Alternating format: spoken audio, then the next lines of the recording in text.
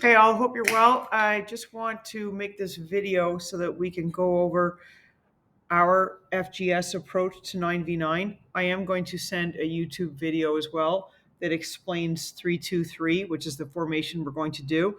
But I also wanted to add our own personal commentary, which is the stuff that I would have gone over at practice today on the Saturday. So in this scenario here, we are blue, okay? And we're playing 3-2-3. So goalie, three defense, two midfielders, and three forwards. Okay. Let's go over goal kicks first. So let me move the goalie. I didn't put a goalie on the other team, which I should have. But anyway, so let's move the goalie down there. Okay.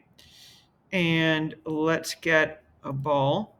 And we're going to go over goal kicks. So what the approach is when it's their goal kick. Okay. So they're playing it out. So the retreat line, just so you folks know, is only 1/3 of the way. So we're retreating. All right, so I'm just going to get all these red players out of the way for a second. Okay, I'm just going to move them out of the way so we can see what we're talking about. Okay, so it's their goal kick, and our forwards have retreated. Yeah, so they've got their three defense here. Okay, so let's assume that the goalie plays the ball out and she plays it out to the right D. Okay, our left winger attacks. Our striker shuts off the pass option across the box because she's going to be in trouble because we're pressing here. Okay, and because the goalie has played it to this side, this defense pushes right up. Okay, and this defense gets their winger. Okay, so do you see that? Okay, so this is their left defense, this is their right defense, this is their right winger. Our left winger gets their defense and shuts it down here. Striker moves over so they can't pass the ball across the box because they're under pressure. And the left defense, because it's on this side, pushes up. But the left defense, you've got two jobs, okay? You are watching the winger in case she plays it this way. However, you're also blocking the passing channel up to their striker. Okay, so you have two jobs. Don't tuck tight, like right on top of them. Come over here and hover here. And then if she plays it, then you can quickly move over. But if she just sends it forward, which is likely, then you're there to block the passing lane and you can press forward with the ball. Okay, midfielders are way up here. I shouldn't have them back here. Okay, so these are our midfielders. Okay, midfielders are right up there with the ball. But the important thing to know here is whatever side the goalie plays the ball to, you as a winger and a defender have got to move. Okay? So, once again, let's do it from the other side now. Okay, let's do it from the other side. So let me add a winger. Yeah. All right. So, goalie gets the ball back and she plays it out to their left D. Our right winger comes right up and tries to take the ball. Striker is still here blocking the passing option. Midfielder comes over. This defense is right up, is right up and pressing because we want to keep them down here. Okay, so that's the formation on the goal kick when they are kicking the ball out. So I'm going to talk about what the midfielders do on the goal kick. So let me get everybody out of the way here. I just want to focus on the midfielders. Okay, so we have our two little midfielders, right? Not little, they might be tall, we don't know. Okay, so our three forwards are here. Okay, so there's the ball. Let's say the goalie plays the ball this way. Because it's on this side, the right midfielder goes right in. Left midfielder drops, is on an angle, and stays central in the field. So we don't have a wide gap. Okay, we start over here. If the ball goes to this side, this midfielder would come and join a little bit just to press. This midfielder drops below and covers off the center of the field. Okay, so that is what we do on their goal kicks. Okay, our corner kicks. if we get a corner kick, okay, let's do it so that whoever has the best corner kick takes it on the field, okay? Things don't change much from what you folks are doing now. The striker would get on the goalie, the winger would be far post, midfielder stays at the top, the other midfielder stays at the top, okay? Let's assume that this defense is really amazing at corner kicks, so she goes up and takes it, yeah? Both wingers should be here, far, okay? Strikers on the goalie, wingers are here ready to run in, midfielders keep it inside the box. Look at our 2D. If our right defense is up taking the corner kick, these lovelies have to shift over into the center of the field. Okay, so now we've still got 2 defense covering. No different than if the corner kick is coming from this side of the field, okay, everybody shifts over so we've got 2D covering. All right, so that's the corner kick. We really have got to just not worry about, oh, I can't just get the person who can kick the ball into the box to take the corner kick. And we'll have that discussion before the game of who we want taking the corners, okay?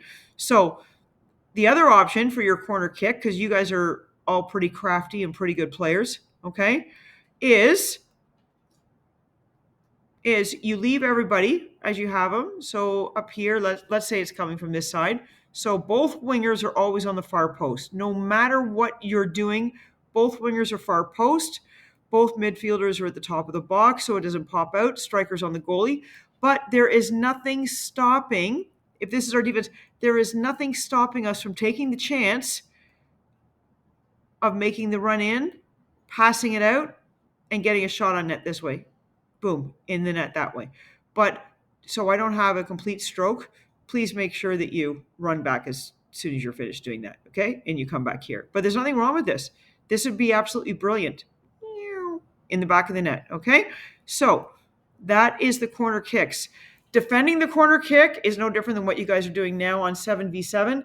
Everybody gets a player, and the winger stands on the goal line, depending on which side it's on. And everybody else just get a player. The only thing I will say is in the older ages, they tend to be a little bit more creative, okay? They are more creative. So if everyone's getting a player, the striker, so let's move the red defense down, okay? Let's move the red defense down. Red defense are coming here. Let's assume one's taking the kick, okay? The striker, our striker, has got to watch for the short. That's your job as a striker. You're defending, you're watching for the short, okay? So all eyes are on where the players are moving to, and you would come in and intercept that pass, okay? Which you guys are capable of doing. So that's corner kicks.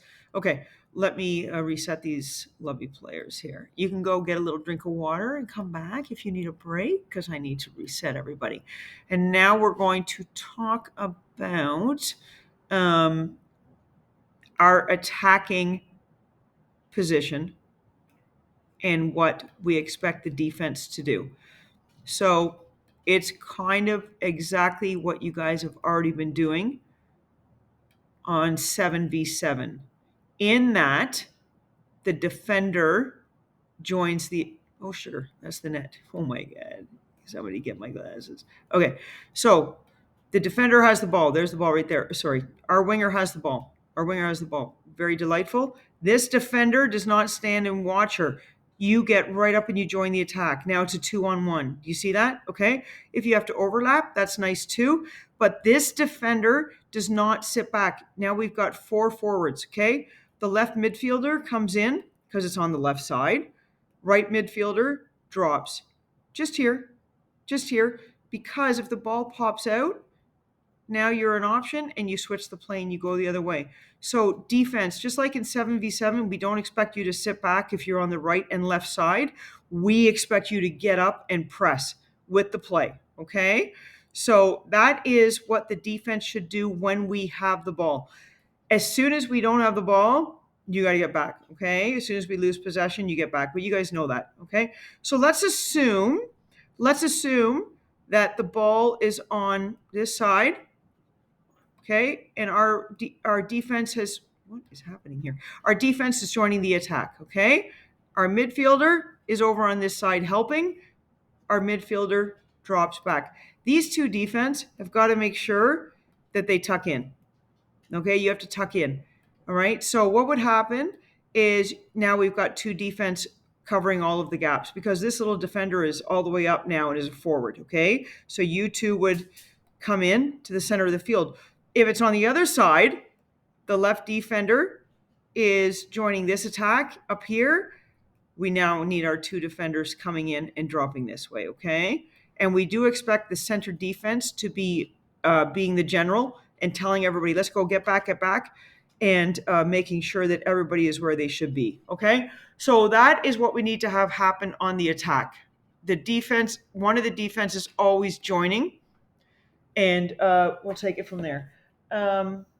Attacking forwards, okay, it's pretty simple, obviously, okay? Wherever the ball is, you need to be up at the play, okay? We can't have our winger back here and the ball is up here. You need to be right across, getting ready for the cross into the net, okay? Three forwards obviously joining the attack if we're up here in our 18. And the midfielders are right up there, making sure that we're high pressing. And if you three forwards are not in a position to shoot, you're laying the ball back and we're putting it in the back of the net from our midfielders. Okay. Midfield position. Okay, midfield position. Let's talk about this for a second if you're playing midfield. And if you usually play midfield, you should be expecting that this applies to you. So let's just talk about this. Midfielders should never be beside each other. No bueno. Okay? This left midfielder, let's pretend she's got the ball. Right midfielder is an option on an angle. Angle this way or angle this way, okay? Because you don't want to get your pass picked off going across. So midfielders are always an option for each other. If this midfielder is under pressure and has the ball, you're an option, right? And then you switch the play and you go wide. But the midfielders work like a seesaw or a teeter-totter. I don't know if you guys know what that is anymore, but it's this way, that way, angle, angle, angle. You're always on an angle from each other, okay? And you're never like this. No, get away from each other. If you do not have the ball and you're a midfielder and your partner does, you need to figure out how to move off the ball and become an option for her if she needs help, okay? So that is midfielders. Please know that. It's a staggered play, but we'll help you with that. Defensive positioning, I did. Please practice your throw-ins, okay? Practice your throw-ins. They're not going to give us any leniency because you guys are U11s playing in the U12 division. So make sure you know how to throw the ball in. Go on YouTube, watch some videos, okay? Practice in your backyard, play fetch with your dog. Doesn't matter how you do it, but make sure that we've got some nice long throw-ins, okay? On the throw-ins, if our defense on the throw-ins, defense can come all the way up to take it. Because remember, when we're attacking, these two D come over, and this defense is joining the attack anyway. So you can go all the way up to take the throw-ins, all right? And we should have three options: the striker, the winger, okay, and the midfielder and the midfielder of whatever side the ball is on, okay? So three options: 1, 2, 3, right? So there's your throw-in options, okay? I hope I'm not going too fast for you guys. Watch this video a lot. What else, or something else that I wanted to say to you? No, I think that's it for now. You guys are going to be fine because you've done this before and played with the U12, so it will be delightful. If after watching this video you have any questions at all, just email me and I can help you out with it. But yeah, that's it. Okay. Have a lovely rest of your weekend, and we will see you guys on Tuesday.